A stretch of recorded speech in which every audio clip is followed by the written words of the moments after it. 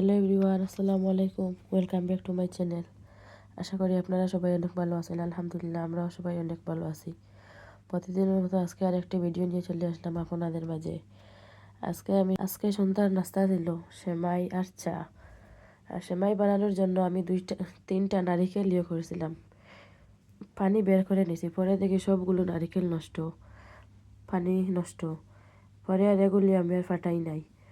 এরপরে আমি নারিকেল ছাড়া শুধু দুধ দিয়ে আর কিশমিশ দিয়ে এইভাবে সিম্পলভাবে সেমাইটা বানিয়ে নিছি।